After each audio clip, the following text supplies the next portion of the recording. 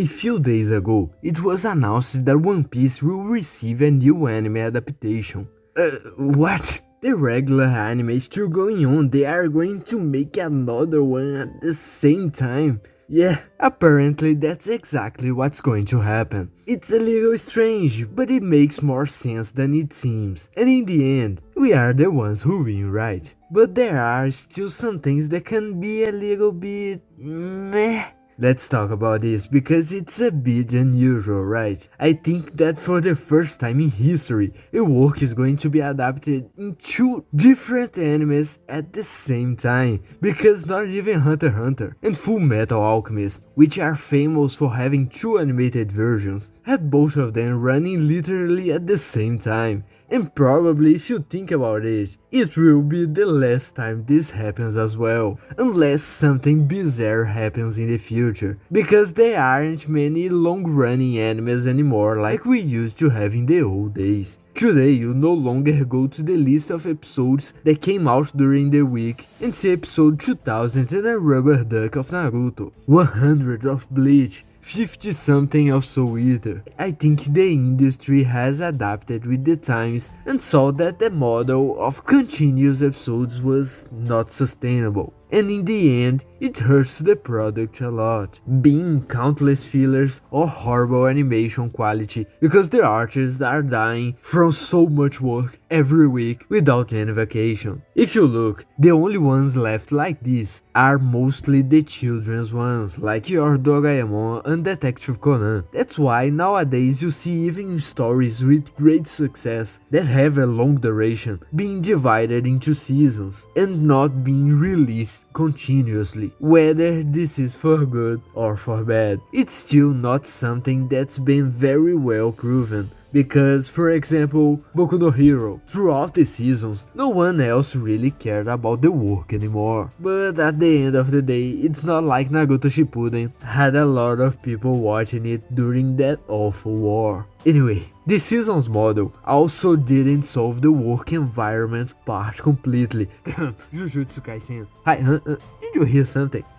Anyway, this new adaptation of One Piece will be called The One Piece and will be made by WAT, a studio that, if you don't recognize the name, you have certainly seen stuff from it before. Yeah, they are nice, so we can be very optimistic about this version and we can expect a minimally nice quality, even though it's also in partnership with Toei, which is actually a bit worrying. It could be just a licensing partnership, sharing voice actors and such, which would be great, but if Toei has an extra finger in this new animation pie, yeah, I'm not too confident. I've said some stuff hinting about it in other videos before. I like One Piece more than anything, but because of the nonsense that Toei has been doing since the time skip, I just can't watch the anime too well. Horrible animation, the pacing of the story is simply maddening, and it seems to sustain a very poor level. For an episode to last half a chapter of the manga, it's completely insane if you think about it. In Dressrosa, it got so bad that they even discovered that Toei has a specific person hired to drag and stretch out the episodes with the worst type of filler there is. You watched 24 minutes of episode, but it all felt like you saw something that should have only lasted 2 minutes, because they keep prolonging scenes of characters shouting, running or simply standing still, doing nothing, making the same scene play around 15 times over and over,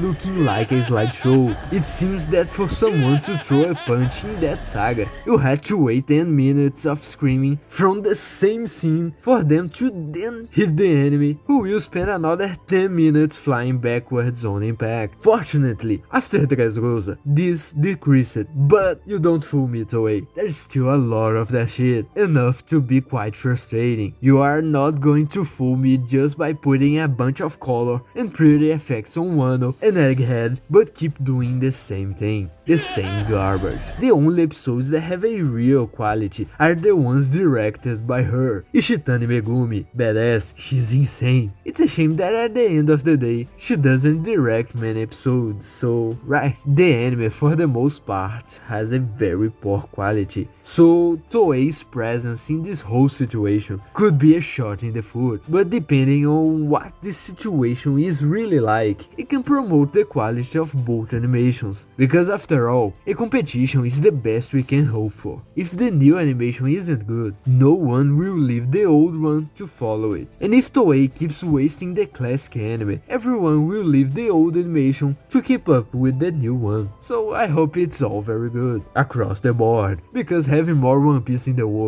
it's never too much. But what about you? What do you think about this whole situation? I was debating about making this video, worrying if maybe it's too specific to One Piece, that I don't talk much about in this channel, but I thought it was something unusual enough that involves the world of anime in general. Will the success of this open the doors to new animation of stories that haven't received very good animations before, like Yakusoku no Neverland, Berserk, Aku no Hana, even Bleach? I don't know, it would be pretty cool, right? Because there are some animes out there that were made with such low quality that would be very interesting if another anime, a new version, more recent, with today's technology, how would they perform? And if they would still be bad for being bad, or if a cool animation would be enough to rescue their story. Something like what we saw happen when Kimetsu no Yaiba came out. I doubt that if Ufotable hadn't made that insane animation that simply no one can say is bad,